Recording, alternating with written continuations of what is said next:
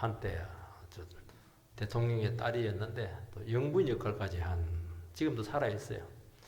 이제 이분이 그 고백을 제가 한번 들어본 적이 있습니다. 아버지가 권력자로 있을 때 사람들이 막 그렇게 찾아오고 잘해 주던데 서거를 하고 난 후에 전부 다 등을 돌리더라는 거예요. 참 그때 인생의 비애를 많이 느꼈다고 합니다. 그때 막 사실 도움이 필요한데 어려울 때 등 돌리고 떠나는데 야 이게 사람의 마음이구나 했다는 거예요. 사람들은 좋을 때는 마음을 함께 할 때가 많은데 정작 도움이 돼야 될 때, 정말 위로가 필요할 때, 정말 힘이 되어줘야 될 때 힘이 되기는커녕 훨씬 냉정합니다. 그리고 인정사정이 없어요. 딱 떠납니다. 그 정도면 해도 참 신사적인 겁니다. 거기서 더 나가면 온갖 비난을 다 하고 뭐 저주를 이렇게 하는 사람도 있어요. 그럼 막 더 괴롭습니다. 처지가 너무 어렵다 보니까 어떻게 방어할 수는 없고 뭐 고스란히 그 비난과 욕을 전부 다 저주를 전부 다 받아들이고 들어야 하는 것입니다. 그러면 막 내도 성질이 있는데 감정으로 대하면은 어떻게 됩니까? 그러면 거기서 끝납니다. 한 치명상을 입어요. 그래도 치명상을 입었는데 한 번 더 치명상을 입으면 거기서 끝나는 겁니다. 그런 미래가 없어요. 그분이 내 사정을 아신다. 그분 한 번 바라보고 어떻게 하니 사람이 한 그 말을 떨쳐버리고 타격이 되지 않도록, 타격을 받지 않도록 잘 분별해서 그리 해야 되고, 그런 가운데서 하나님의 음성을 들어야 되고, 그런 가운데서도 끝까지 하나님 바라보면서 바른 분별력을 가지고 정확한 판단을 내려줘야 됩니다. 요게 안 되거든요. 될 대로 되라. 내가 잘못한 게 뭐 있나? 사실 잘못한 거 없어요. 못된 아들이 잘못한 것이죠. 사울이 잘못했죠. 그래도 그 상황 가운데 있게 하신 분은 하나님이시기 때문에 거기서 끝까지 믿음을 써서 정확하게 그 상황들이 전부 다 어렵거든요. 내 편이 하나도 없어요. 내 편이 하나도 없는데도 불구하고 어떻게 해야 되는가? 그 상황을 잘 분별해야 됩니다. 그러면 넘어지지 않는 겁니다. 그 분별하는 게 뭐냐? 신앙적으로 반응하는 거예요. 그래서 반응이 그렇게 중요한 겁니다. 믿음 좋다 말하지 마세요. 이렇게 어렵고 힘들 때 전부 다 적으로 둘러싸였을 때 내가 그때 어떻게 반응하는가? 어떤 말을 하는가? 어떤 결정을 내리는가? 어떤 판단을 내리는가? 그래서 상황이 뒤집어지는 겁니다. 다윗이 아들 압살롬에게 쫓겨서 피난을 떠납니다. 아들이 아버지를 쳐서 왕에서 쫓아냈어요. 세상에 이런 험한 꼴이 어디 있습니까? 누구한테 가서 그 하소연 하겠어요? 아이고 아들을 어떻게 키웠길래 얼마나 부모가 잘못했길래 아들이 저럴까? 그럼 뭐 입이 10개라도 할 말이 없습니다. 그때 이제 오늘 본문에서는 여러 사람이 있는데 두 사람을 일단 만납니다. 근데 이 두 사람이 누구의 사람이냐? 사울 편에 있었던 사람이었어요. 시바가 한 사람이었고 한 사람은 시므이입니다. 이 두 사람을 상대를 하는데 이 상대하는 게 굉장히 까다로워요. 시바는 사울 집안의 그 집사였습니다. 재산을 관리하는 사람이었는데 다윗이 이렇게 피난 가니까 많은 곡물을 가지고 와서 다윗을 돕습니다. 이걸 어떻게 받아들여야 될까? 그리고 그 주인이 이제 무비보셋인데 무비보셋이 요나단의 아들이잖아요. 요나단에게 모든 재산을 다 주고 시바로 하여금 그 재산을 관리하게 했는데 무비보셋에 대해서 안 좋은 말을 하는 겁니다. 반역할 것 같다고 이런 말을 하는 겁니다.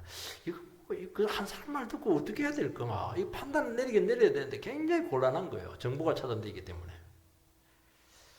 그리고 더 험한 사람이 이제 시므인데 이 사람은 아예 대놓고 따라가면서 공개적으로 막 돌을 던져가면서 저주를 퍼붓습니다. 이걸 어떻게 해야 됩니까? 왕한테 저주 퍼부으면 죽여도 되거든요. 합법적으로. 다윗이 여기서 참 그 신앙적으로 대처를 잘합니다.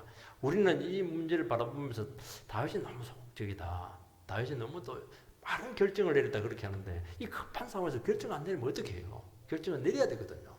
어떤 결정을 내리는가? 이 잘한 것이냐 못한 것이냐 이런 부분들에 대해서 이걸 잘 살펴보면 우리의 상황에 굉장히 도움이 됩니다. 두 사람입니다. 첫 번째는 시바죠. 1절에서 4절 말씀. 다윗이 나루턱을 조금 지나니 머비보셋의 종 시바가 안장 지운 두 나귀에 떡 200개와 금포도 100송이와 여름 과일 100개와 포도주 한 가죽 부대를 싣고 다윗을 맞는지라. 왕이 시바에게 이르되 내가 무슨 뜻으로 이것을 가져왔느냐 하니 시바가 이르되 나귀는 왕의 가족들이 타게 하고 떡과 과일은 청년들이 먹게 하고 포도주는 들에서 피곤한 자들에게 마시게 하려 함이니이다. 왕이 이르되 내 주인의 아들이 어디 있느냐 하니 시바가 왕께 아뢰되 예루살렘에 있는데 그가 말하기를 이스라엘 족속이 오늘 내 아버지의 나라를 내게 돌리리라 하나이다 하는지라. 왕이 시바에게 이르되 머비보셋에게 있는 것이 다 내 것이니라 하니 시바가 이르되 내가 절하나이다 내 주 왕이여 내가 왕 앞에서 은혜를 잊게 하옵소서 하니라. 막 길게 기록이 되어 있습니다.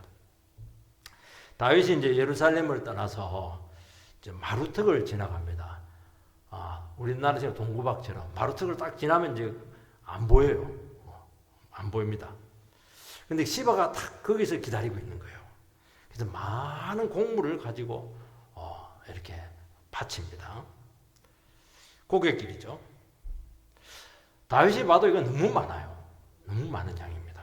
그래서 묻습니다. 네가 많은 이렇게 선물을 가지고 왔는데 그 이유가 뭐냐? 왜냐하면 왜 이 질문을 했냐니까 이 사람은 이런 걸 가져와서는 안 될 사람이에요.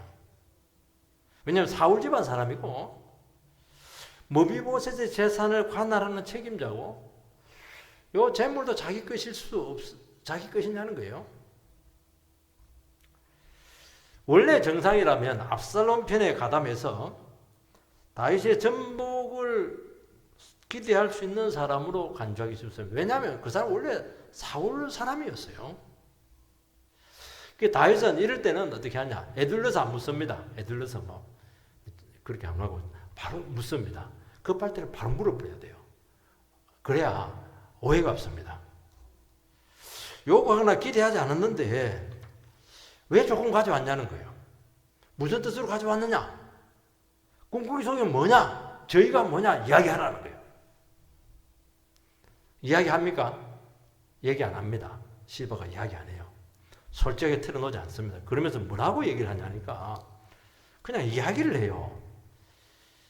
나귀를 가져왔는데 이 나귀는 왕의 가족들이 타면 되고 떡을 가져왔는데 떡과 실과를 가져왔는데 이거는 젊은 사람들이 왜냐면 열심히 일하고 도망가야 되니까 운반을 해야 되니까 먹고 포도주를 또 누가 먹습니까?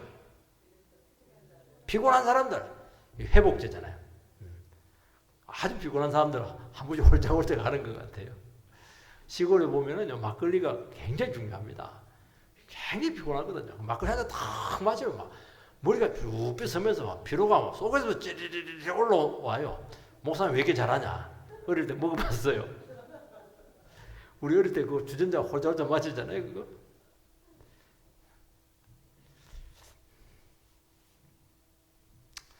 그러니까 이것은 단순히 많이 가져온 것이 아니고 상당히 신경을 써서 가져온 겁니다. 위기에 빠진 다윗을 도우려는 것이고 다른 의도는 없다. 뭐 그런 말은 안 하지만 간접적인 표현이죠. 그래 많은 곡물은 이것은 충성선언과 똑같습니다. 나는 다윗 편에 서겠습니다. 이 내전에서 나는 다윗 편에 서겠습니다. 근데 동기는 말하지 않습니다. 근데 다윗은 이 말을 믿습니다. 시바의 말을 믿습니다. 가만히 생각을 보면 시바가 그 말은 얘기 안 해요. 그렇지만 그 상황적으로 봤을 때는 상당히 그 생각해 볼 수 있는 것들이 많아요. 그리고 나서 이제 다윗이 아주 힘겨운 질문을 합니다. 아주 곤란한, 이건 직선적이진 않는데 굉장히 그 어려운 질문을 하나 하는데 내 주인의 아들이 어디 있느냐? 내 주인은 사울이죠. 사울. 시바의 주인은 사울이에요. 내 주인 사울의 아들은 머비보셋인데 요나단의 아들 머비보셋인데 내 주인이라 한 것을 보면은 사울의 이름을 계속 피하고 있습니다. 이게 다윗에게는 굉장히 어려운 이름이에요. 내 주인이 어디 있느냐? 이 말은 시바에게 물었다고 하는 것은 너의 주인은 누구냐는 거예요. 너는 사울파에 속했다는 사실을 은근히 지금 말하고 있는 것입니다. 왜냐하면 왜 이런 질문을 하냐면 전혀 기대하지 않았는 그 인물의 그 갑작스러운 그 충성에 대해서 의심을 가질 수밖에 없습니다. 저 사람 저렇게 충성할 이유가 없는 거예요. 누가 달라는 것도 아니고 말이죠. 그리고 시바 네가 사울 집안에서 오랫동안 충성했던 그 과거를 내가 다 알고 있다는 것을 잊지 말라는 거예요. 너희 과거 다 알고 있다는 거예요. 너는 지금 나이가 어서 새 충성을 바치고 있는데 그렇게 한다고 해서 옛 충성이 사라지는 것은 아니다. 과거가 세탁되는 것은 아니다. 그런 의미죠. 그러면서 그 머비보셋의 그 정치적인 입장을 왜 안 하냐는, 너는 왔는데 왜 안 하냐는 거예요. 본문에서는 머비보셋의 그 충성이 드러나지 않습니다. 사실은 다윗이 그 머비보셋을 요나단의 아들이라서 그 불구자니까 해가지고 전부 다 회복시켜 주었거든요. 그 공부 왜 안 하냐는 거예요. 아무리 장인일지라도 왜 안 하냐는 거예요. 의심이 딱 온 거죠. 그때 시바가 뭐라고 하냐니까 그는 지금 예루살렘에 남아있다고. 그러면서 뭐라고 하냐면 오늘 내 아버지의 나라를 내게로 돌리리이다. 내가 이제 유일하게 남은 왕족이니까 나에게 올 수 있다. 다시 아버지의 왕권이 회복될 수 있다. 뭐 그런 식이죠. 머비보셋의 희망은 압살롬의 반란을 통해서 사울 집안의 회복을 이끌어 줄 수 있다고 소망을 가지고 있다는 겁니다. 그러니까 이런 아주 어려운 곤란한 처지에서 수많은 숨어있는 그 사울파들이 있는데 그들이 일시적으로나마 압살롬과 손을 잡고 일단 다윗을 제거하려고 할 것이다 하는 것이죠. 시바는 머비보셋의 충성을 의심하게 하고 자기의 그 충성심을 막 돋보이게 합니다. 돋보이게 해요. 그러면 다윗은 어떻게 해야 됩니까? 그거 뻔하잖아요. 제가 봐도 다 보이는데. 근데 다윗은 여기서 아주 특이한 결정을 합니다.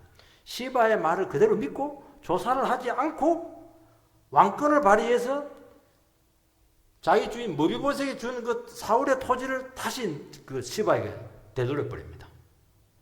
그에게 위탁을 합니다.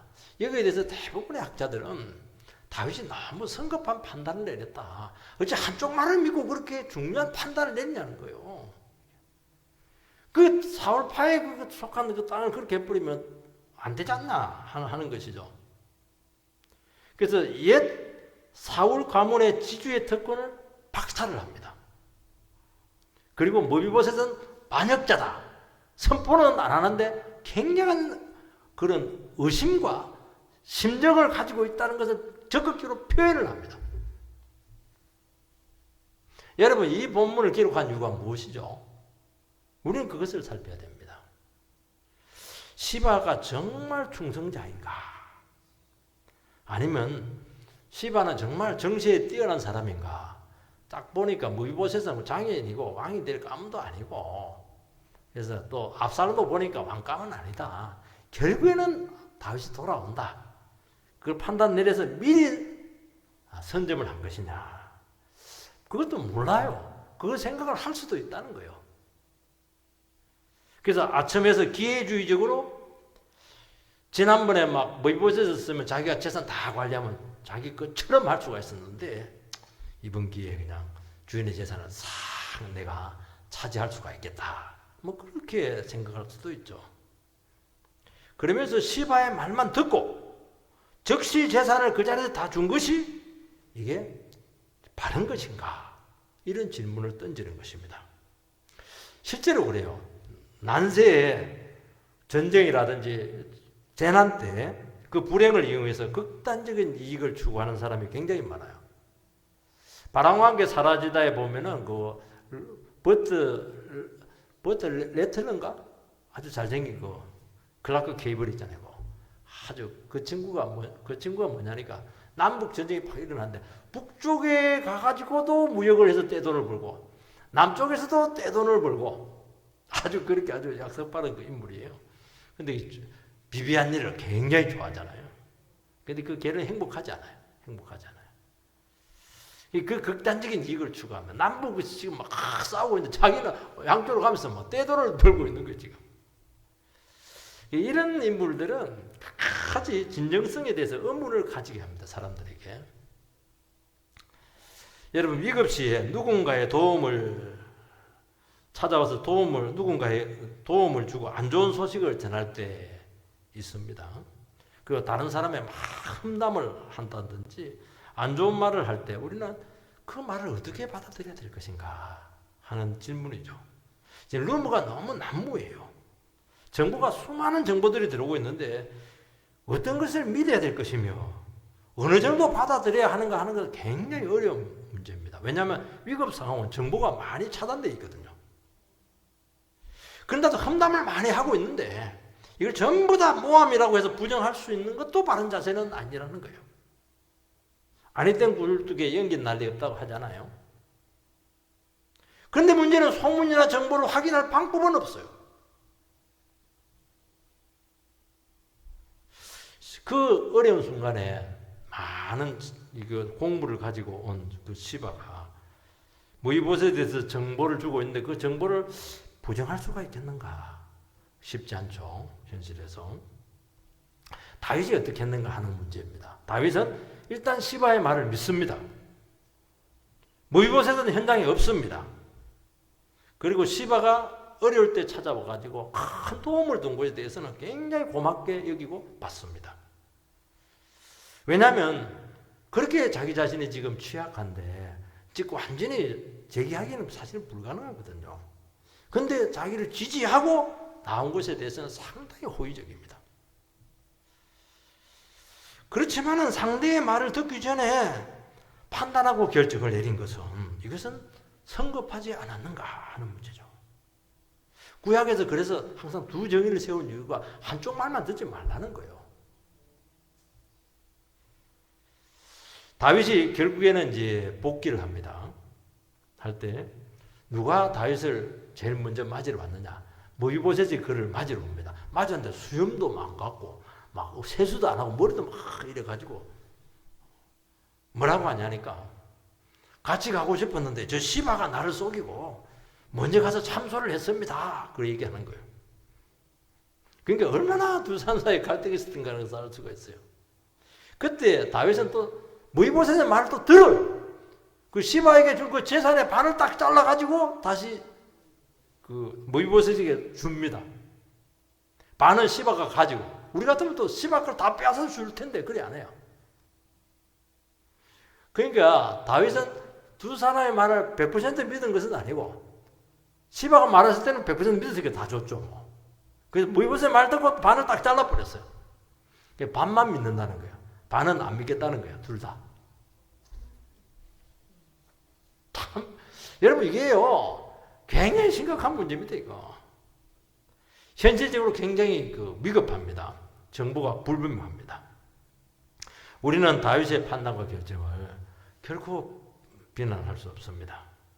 지금 다윗이 생각하는 것은 재산이 어디 가느냐 그게 중요한 게 아니에요.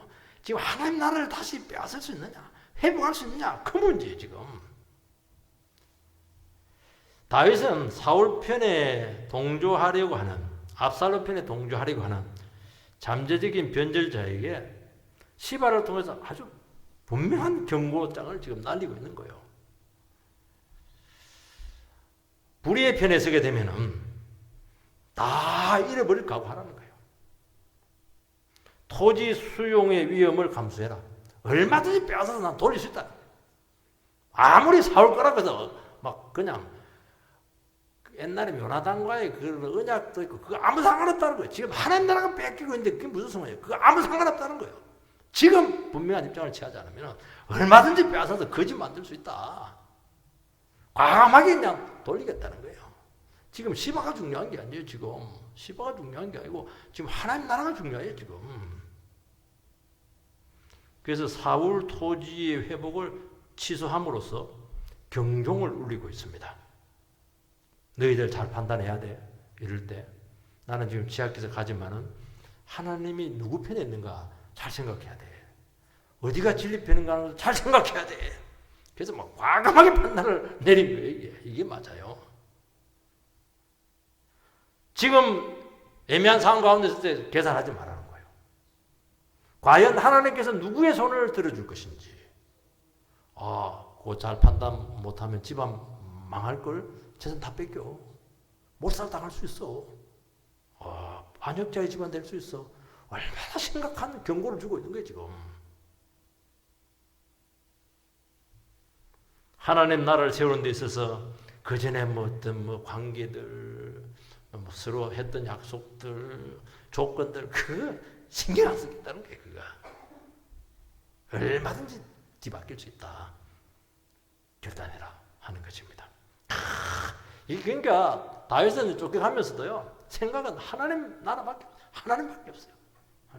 내가 하나님 편에서 일어서게 될 텐데 그때 불의의 편에 있지 마라. 그렇게 하는 거예요. 나는 얼마든지 주님을 위해서 신의를 깨뜨릴 수 있고 긍휼을 거둘 수가 있다는 거예요. 참 서리빨이 막 무섭죠. 하나님 백성들은요, 좋을 때는 한없이 긍휼이지만은요, 다 위기가 왔을 때는 막 인정사정이 없습니다. 왜냐하면 교회를 지켜야 되니까, 하나님 나라를 세워야 되니까. 어떻게 인간의 말에서 휘둘릴 수가 있어? 휘둘리면 안 되는 거예요. 실제적인 조치를 취해버립니다. 지켜볼까? 정보를 보내고 그럼 늦어요. 바로 그래서 결정. 그래, 내 너 말 믿을게. 바로 그냥 시바에게 돌려버리는 거예요. 이게 책임 있는 지도자의 모습인 줄 믿습니다. 두 번째는 시므이의 저주가 나옵니다.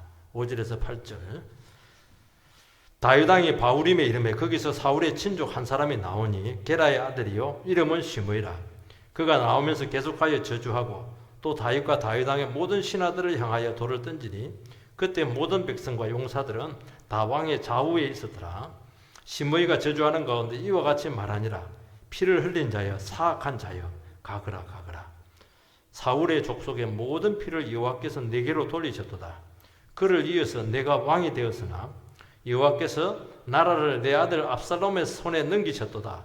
보라, 너는 피를 흘린 자이므로 화를 자초하였느니라 하는지라. 이 시므이 사람이 이제 완전히 골수 방골이에요. 사울 편에 속했는데 이 방골 체질들이 굉장히 다르게 가더라고요. 다윗을 따라가면서 저주를 하면서 대개 욕하고 마는데 계속 따라가면 돌 던지면서 막 욕을 해요. 비난을 합니다.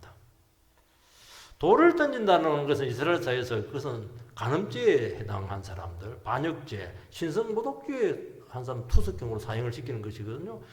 다윗에게 왕이 지금 아직 왕건이에요. 그런데 돌을 던지는 겁니다. 얼마나 간땡이가 부었어요. 그래서 뭐라고 하냐니까 사울의 피를 흘린 자. 여러분, 다윗은 사울의 피를 흘리지 않았어요. 사울 집안 아무도 죽이지 않았습니다. 사악한 자 이렇게 비난하는데 다윗은 사악하게 사울 집안을 무너뜨렸다는 거예요. 그런데 다윗은 그 집안 무너뜨리지 않았어요. 자기가 무너진 거예요. 하나님 무너뜨렸어요. 그런데 문제는 사울 왕도 죽었지. 그 아들 이스보셋도 죽었지. 군대장관 아브넬도 죽었지. 다윗하고 막 협상하다가 그냥 자기들이 잘못해서 죽었어요. 그렇지만 사람들이 그렇게 생각 안 해요. 이야, 다윗 저거 교만한 인간이야, 저거 막 요리조리 막 주를 위해서 한다더니 막 우리를 다 죽여버리네. 그래서 자꾸 엮어버리는 겁니다. 아들에게 왕위를 뺏겨서 쫓겨가는 이것은 하나님의 심판이다는 거야. 너 지금 심판받았다는 거야. 왜냐하면 우리에게 너무 잘못했으니까. 그 시므이는 지금 막 분노로 꽉찼어요. 다윗이 왕이 되는 바람에 우리 집안 완전히 집안 몰살당했다는 거예요. 너무 미워하고 막 분노를 뽑고 그 주위에 군인들이 있는데도 불구하고 막 상관을 안 해요. 얼마나 화를 내는지. 왜 그렇게 자신감 있게 얘기합니까? 자기들이 지금 사울파가 지금 활동하고 있거든요. 뭐 지지세력이 있는 거예요. 지금 다윗은 아들 압살롬도 신경이 많이 쓰이는데 지금 이 사울파가 지금 자기의 취약한 틈을 다 다시 이렇게 막 긴장감을 일으키니까 막 골치가 아픈 거예요. 이게 얼마나 힘들겠어요 지금. 우리도 믿음 생활 하면서 심한 비난을 당하고 악담을 듣고 막 저주를 받을 때 그래 하나도 상황이 어려운데 그것도 맞는 말도 아니거든요. 굉장히 비참해지는 거예요 이게. 그 자체로 그 아무것도 아닌 게 와가지고 막 사악한테 면 돌 던지고 이렇게 하니까 왕권이 막 그대로 손상이 되는 거예요. 왕이 알지 이거는 완전히 뭐 죄수가 돼버렸어요. 일방적으로 독을 마시게 되는데 너무너무 아프고 쓰리다는 것입니다. 그래서 우리는 이런 상황에 안 오도록 조심해야 됩니다. 어떻게 하든지 딱 방골 기질 있고 이런 사람들을 있고 이렇게 할 때 딱 보이잖아요. 그렇게 할 때는 안 만나는 게 제일 좋아요. 근데 이 시므이는 따라와서 저주를 하니까 도망갈 수도 없고 여러분 온갖 욕 퍼부을 때 어떻게 해야 돼요? 딴 생각 하든지 한쪽 뼈도 한쪽을 흘리든지 그래서 타격을 안 받아야 돼요. 우리 갔다가 돌다가 딱 내려오면 막 가슴이 찢어져 버려요. 무너지는 겁니다. 그게 마귀가 노리는 거예요. 다윗은 너무 억울해요. 하나도 맞는 게 없어요 지금. 다윗은 사울을 끝까지 도우려고 했고 배려했지만 자기가 죄를 지어서 하나님 심판으로 그렇게 된 것인데 너무 오해를 받고 있잖아요. 이런 상황에서 다윗은 얼마든지 감정적으로 대할 수 있고 그런 권리도 있어요. 왜냐하면 왕을 저주한 자는 왕 모독죄가 돼서 바로 사형 언도가 될 수 있습니다. 그리고 죽이자고 그렇게 하잖아요. 합법적으로 죽일 수 있습니다. 시므이가 한두 번 하는 게 아니고 계속 따라오면서 이렇게 하니까 피할 길이 없어요. 그런데 다윗은 또 제지도 안 해요. 듣고 가고 있어요.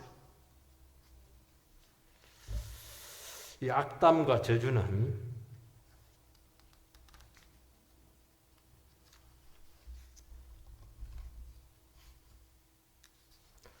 구체적인 잘못 이전에 그냥 막 미운 겁니다. 싫은 거예요.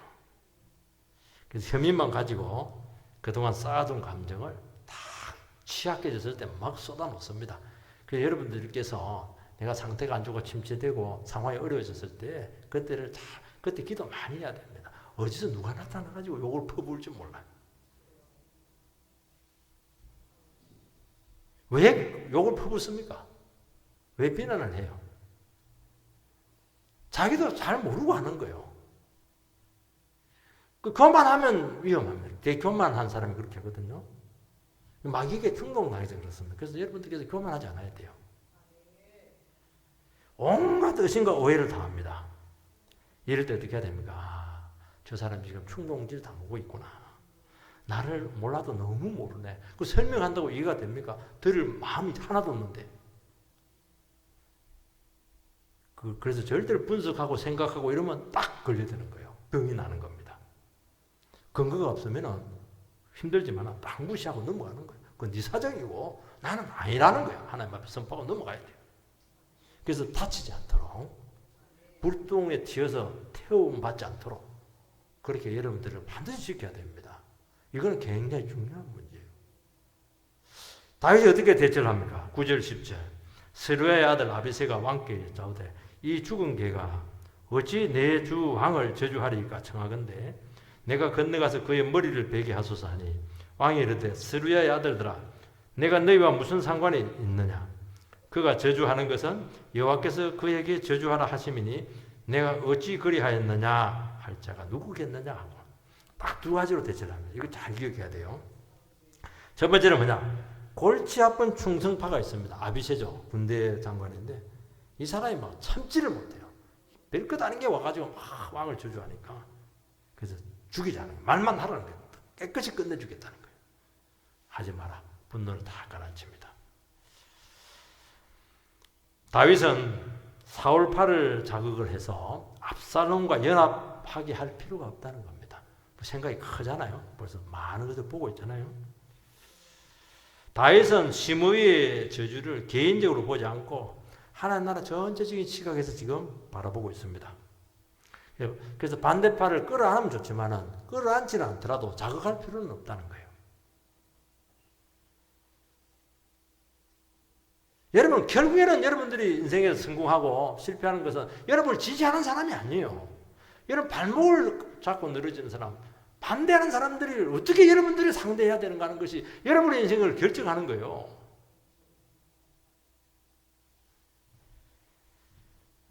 그래서 자극하지 않고 어떻게 하냐 끌어안으려고 노력을 하고 그런다고 해서 오지는 않아요. 그게.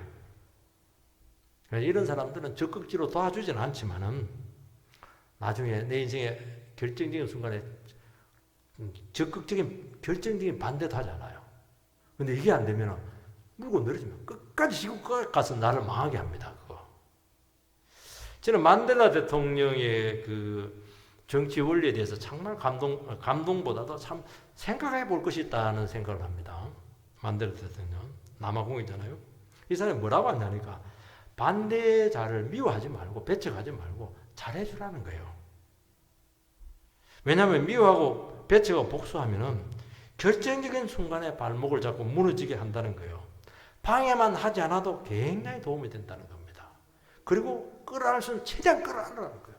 왜냐하면 그 사람들은 힘 있는 사람들, 그 사람들이 능력이 있는 사람들이기 때문에 그 사람들이 함께 하면은 굉장히 나라를 부흥시킬 수 있다는 거예요.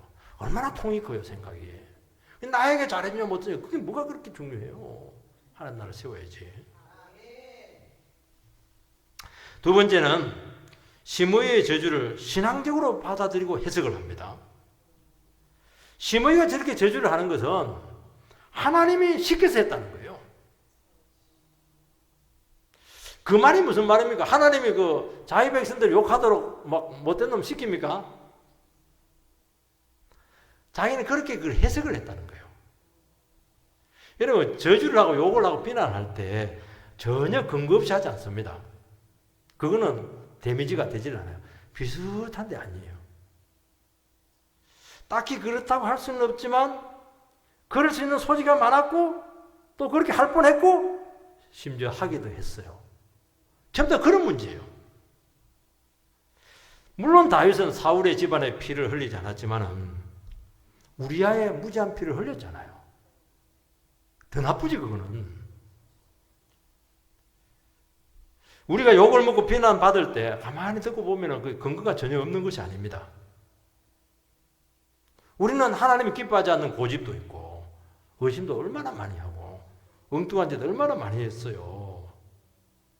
그리고 막 쓸데없는 화를 많이 내고 막 민기적거리고 막 그냥 뭉개고 그리고 막 그냥 하나님 믿지 못하고 막 온갖 수를 다 쓰고 불신앙적인 태도거든요.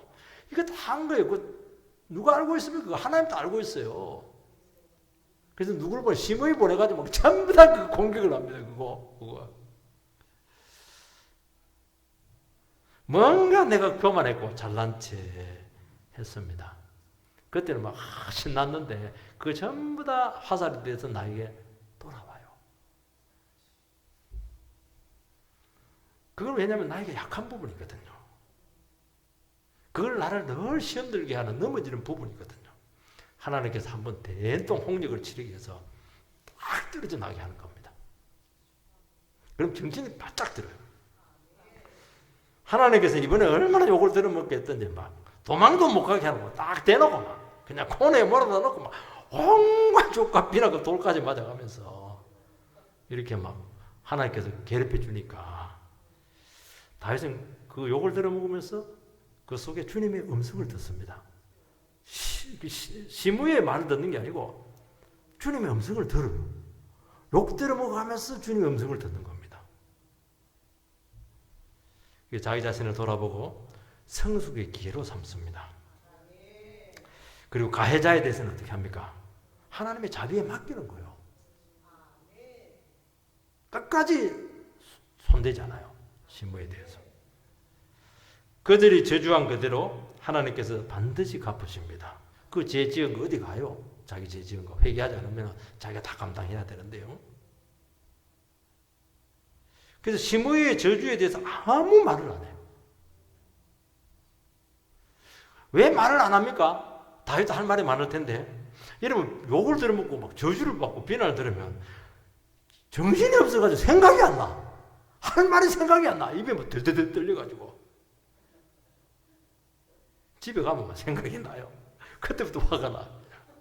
시간이 지나면 막 살살살 생각이 나는데 이미 상황 끝. 그 사람 없어요. 얘기하려고 찾아가도 없어. 어디 갔는지 없어요. 내 혼자 화가 팍 나는 거예요. 이때 하나님 찬양했는 생각나지 않게 하고 반격하지 못하게 하신 하나님 찬양합니다.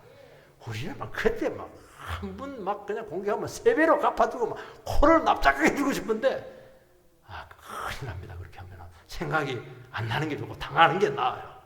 그래 2다리 쭉 뻗고 자는 게 나아요.